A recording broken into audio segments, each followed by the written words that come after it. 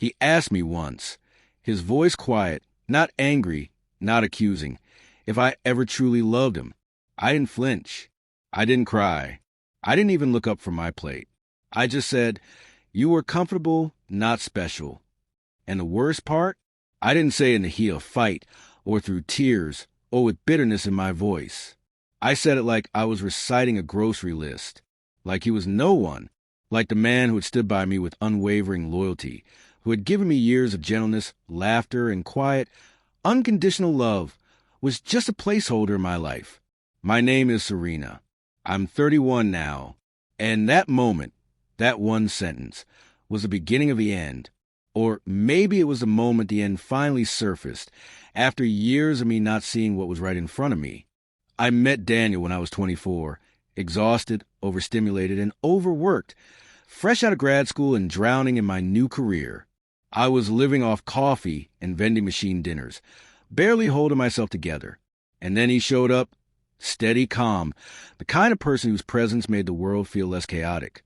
A software engineer with a gentle voice and warm eyes, who never forgot how I took my coffee, who waited outside my office building on nights I stayed too late to walk alone. He wasn't fireworks. He wasn't chaos. He was something better. He was safe. At 26, we moved in together. We split rent, built habits. Saturdays became pancake mornings. Sundays were for groceries. He hummed when he washed the dishes, sometimes off-key, and I'd scroll on my phone from the couch, barely acknowledging him. I didn't mean to ignore him. I just got used to him. And that's the danger of comfort. It feels so stable you stop noticing it. You assume it'll always be there.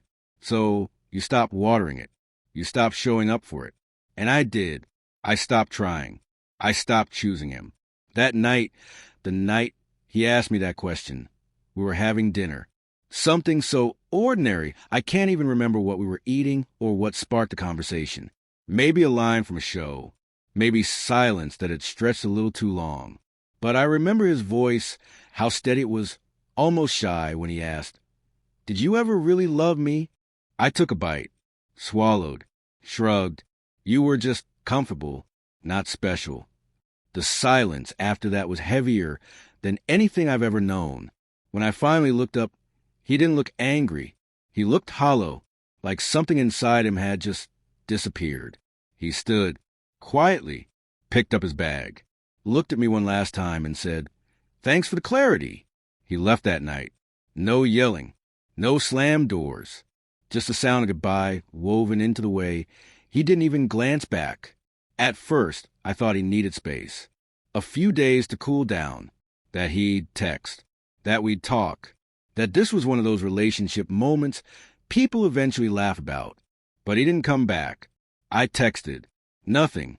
Emailed. Nothing. After a week, I drove to his friend's place. His friend opened the door, looked uncomfortable, and simply said, "He doesn't want to see you." That's when I knew I hadn't bruised him. I'd shattered something. I returned to the apartment, now just mine, and saw him everywhere. The plants he watered, the mug he used every morning, the note on the fridge in his handwriting. Asterisk by Milk D. Asterisk, I used to walk past that note like it meant nothing. Now it felt like a love letter I'd never read properly. Weeks passed. One afternoon, a friend sent me a photo, Daniel, standing outside a coffee shop, smiling with someone new. A woman. She looked kind, light, warm, and he looked free, like someone who had finally exhaled after years of holding his breath. That was the night I finally cried. Not because he moved on, but because I hadn't. Because it hit me. I did love him. I just didn't recognize it. I had mistaken peace for boredom. Mistaken his patience for passivity. I had confused his consistency with a lack of spark. But he had loved me in a way that didn't need to shout to be real. And I had been too immature, too distracted, too self-absorbed to see it.